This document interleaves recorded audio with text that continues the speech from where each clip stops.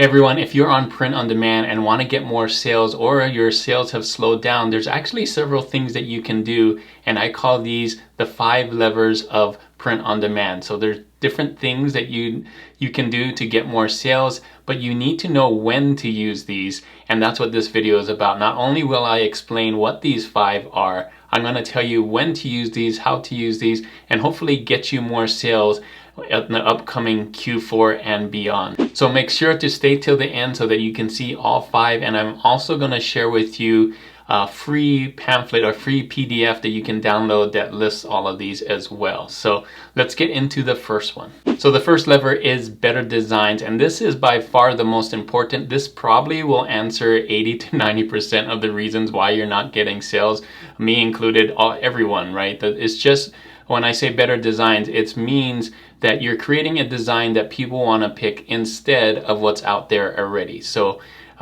that's better. It can mean better words, it can mean better colors, it can mean better layout, it can mean, it just relates better to the audience. When there's all those choices in the marketplace on the search, when they do a search, and yours is there with everybody else's, they want to pick yours because it is better, not necessarily nicer, just because they like it better, right? So whatever that is, do the research, figure out the audience. That's why this is so important. Of course, when you're on a marketplace, better design wins. That's what they see. That's what people are looking for at the very first, right? If you can't win them with better designs, you probably won't get the click. You probably won't get the sale. So when do we use this? When do we pull this lever of creating better designs? So here's a list that I made. So first, if your designs look like everybody else's and you're not getting sales, this is a big indication that you should make better designs. You should do this anyway. But if you, for some reason, made your designs look like everybody else's and aren't getting sales, yeah, you should make better designs. So the next one, if you're in a niche that clearly has a lot of good sellers, bestsellers, and you see 5 to 10 of them that are getting lots and lots of sales by looking at the BSRs, bestseller rank, and yours isn't selling, it's probably because your design isn't better than theirs. People are searching and picking the others instead and not yours. So this is a clear indication that you should create better designs. Another reason to create better designs is if you see your old winners are slowing down, but the new ones are selling, the new ones that are better than this, then you should concentrate on making those designs, the ones that are selling, make your old designs better and update it to what's selling now. So kind of change the style for that. There's definitely an audience there. And lastly, if you have ads turned on and you're getting impressions but not getting any sales, you may want to tweak your designs. You may want to make your designs better and run ads on it again and see what happens. So those are the ways, and again, this is the one that's going to solve most of your problems, is to create better designs. So lever number 2 is different designs. So different designs is different than better designs, because different designs is trying out a new style that you've never tried out, trying out a new niche or topic that you haven't tried. So just being different than what you're doing already. So just to get more sales. So this can help out, and I'll show you, I made a list of when to do this as well. So when to pull this lever, here are the ideas. So if the niche is oversaturated or has very high BSRs, you want to do a different thing than that niche. Get out of that one. That's oversaturated or nobody's buying there. So go look for another niche or topic and create a different design than what you already have. The next one is, if your designs sold before but aren't selling now, well, you may have to update your designs. Create a different design style, create a different design to get those sales, because those people are not there anymore. People aren't buying your old ones. So next, you may want to try new topics and styles, and that's great. I think it's a good way to kind of branch out. Now, you may want to keep the same style if you have the brand style, but you may want to branch out and try different topics that you haven't tried before, and those will be different designs, right? Not the same designs that you have in it. And still, you should use, like we talked about in lever 1, those should still be really good designs, better designs than that are already out there. So use both of these. And lastly, if you have ads and ads aren't getting clicks or have low impressions, that's one sign for you to know that you should try different designs.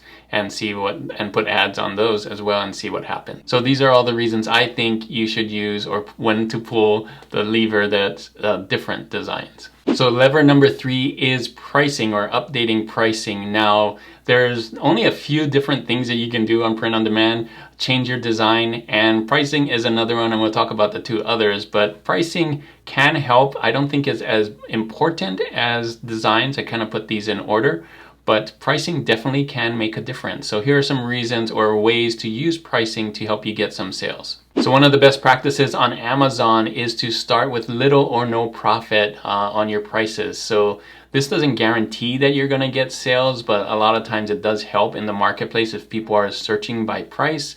You could get some sales there, and as you get more and more sales, your BSR rank goes up, or the BSR is lower, and you get pushed further up on the page, on the searches, and then you also get more sales that way. So it's kind of a strategy that people use to get more sales and get higher rank.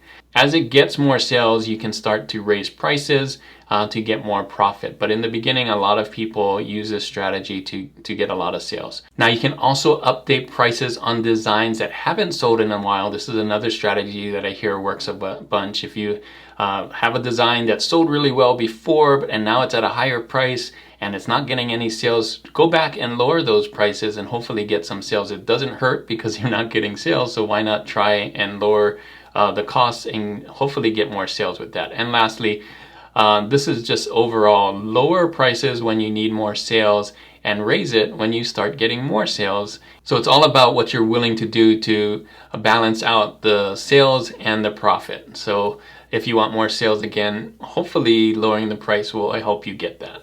So lever number 4 is titles and keywords, basically SEO. And this can help you. I don't think it helps as much as the other 3. This is why it's number 4.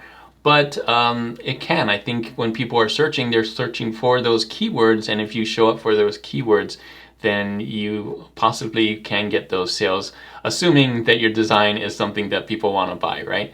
So here are the reasons why to pull this lever and change or update your titles or keywords. So first, I would use keywords that are relevant, and you can look at what other top sellers are using and just think about the things that people would be searching to find your design. Don't use keywords that don't relate to your design. That's not going to help you get sales. When people search for a random word and yours shows up and it doesn't match, that's not going to help you get some sales.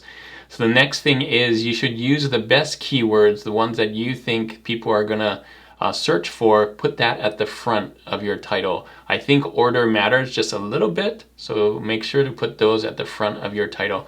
Now, if there are any more keywords that doesn't fit in your title and or brand, I would use the description and bullets to add more of those keywords. Make sure to use real sentences when putting in those keywords. Don't just put a whole list of keywords.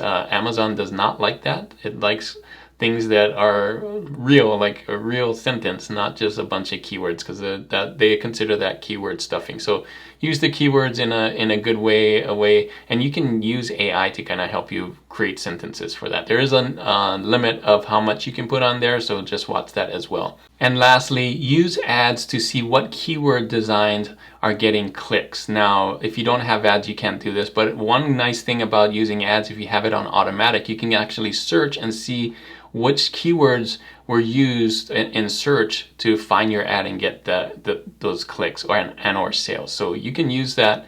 Really cool to kind of maybe put those keywords up front in the title or in your description and or bullet. So there you go. Hopefully these help you know when to use your keywords in your titles and or bullets. And the last lever, number 5, is Amazon ads. Now, I know a lot of you don't have Amazon ads, so this is more for those that do, but it can help a lot with getting sales, and this is kind of the best practices for Amazon ads. So I would say definitely put your ads on your best sellers. This can help it get even more sales, and the best sellers you already know people are buying those, so with ads, those should do even better. Use auto campaigns to find keywords. Like I said, you can search in there and it can tell you what people are clicking on or what people are searching for when they clicked on and found your design.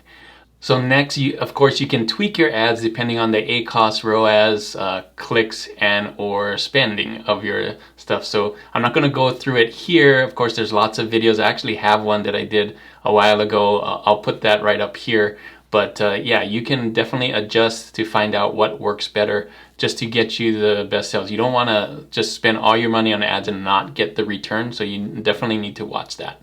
Next is use ads for insight on what to do with your designs. Do you make better designs or make other things, other adjustments? What you can use the ads to know what lever to pull as well. So here's another table that I use to do that. So if you have lots of impressions or few sales, you may want to do better designs than are already out there, because that means people like it, it's showing, there's an interest for it, but you're not getting sales, so people need better designs, or you need to make a better design so that people pick yours instead of everything out there.